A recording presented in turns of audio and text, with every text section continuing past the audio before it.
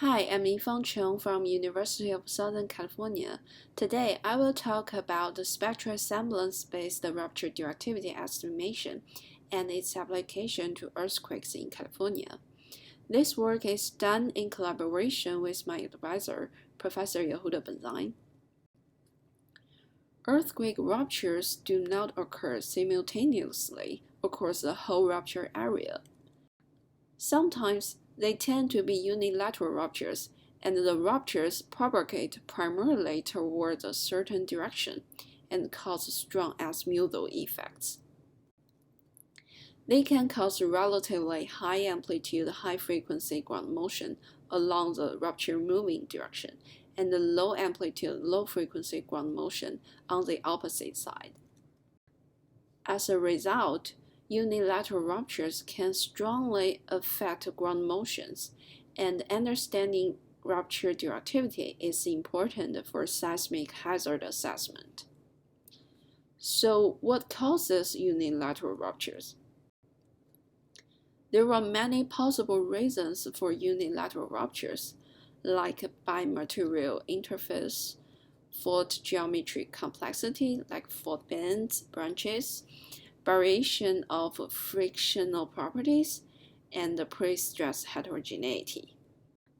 Therefore, understanding the mechanism causing unilateral ruptures requires directivity measurements of large numbers of earthquakes. It's relatively easy to estimate the rupture directivity of large magnitude events because they are recorded by many stations and they are large enough for sleep modeling. However, there are only a limited number of large magnitude events. In contrast, small earthquakes occur much more frequently than large earthquakes.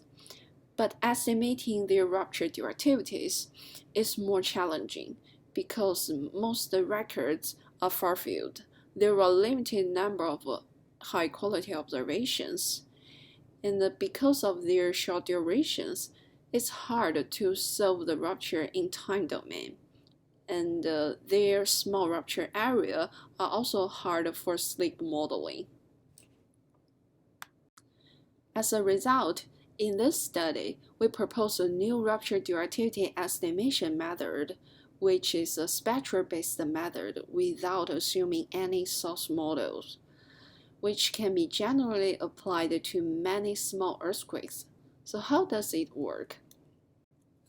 First, we obtain the source spectra using stacked EGF spectra.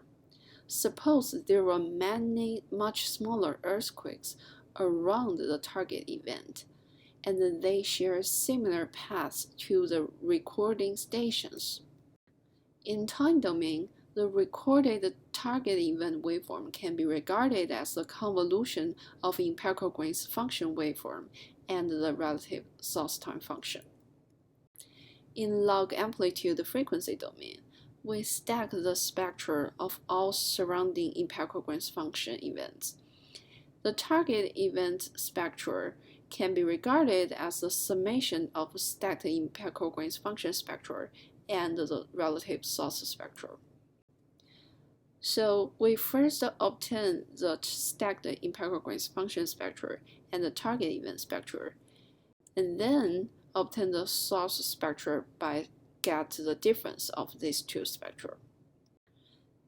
Then how to estimate rupture directivity from source spectra?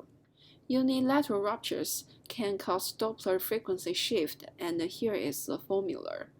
Theta is the angle between the rupture propagation azimuths and the source receiver azimuths.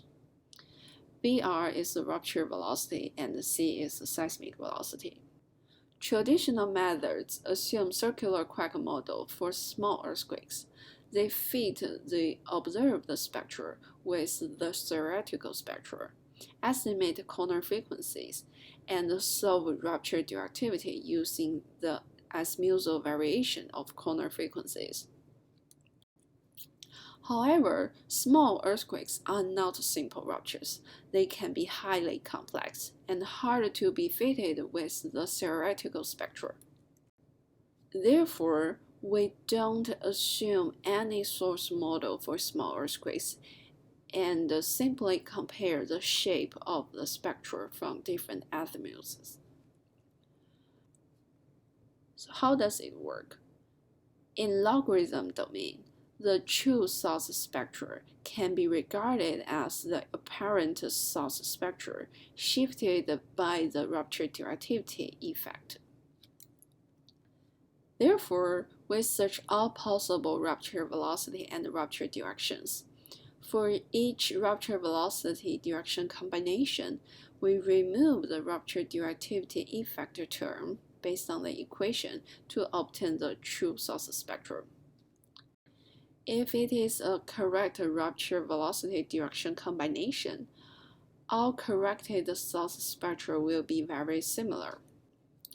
If it is a wrong rupture velocity direction combination, the corrected source spectra will not be similar. So we calculate the semblance of all corrected source spectra using the method in Mufford et al. 1998, and estimate the rupture directivity by finding the best fitting rupture velocity and directions with the maximum semblance. Here is the whole workflow. We first obtain source spectra using the stacked empirical Green's function, and then estimate the rupture directivity using the semblance of the corrected spectra. We apply the method to all magnitude larger than 2 earthquakes in San Jacinto fault zone. The results are overall consistent with the directivity results of moderate magnitude events solved using other methods. We also apply the method to magnitude larger than 2 earthquakes in Parkfield area.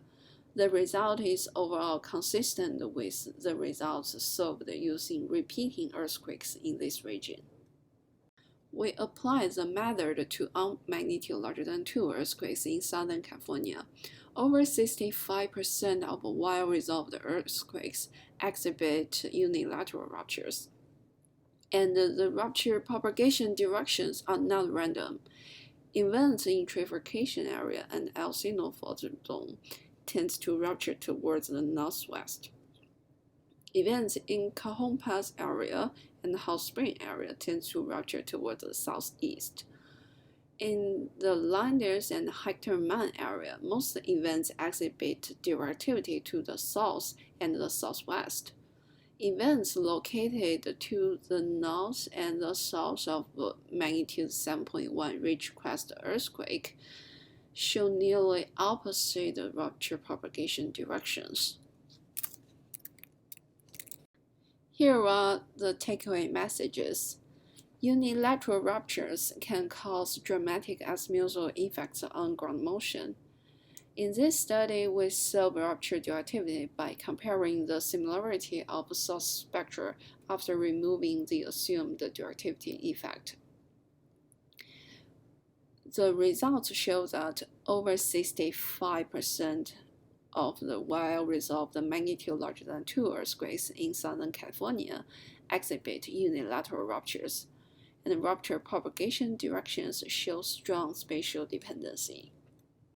The results are important for improving ground motion predictions and understanding the factors that control rupture directivities.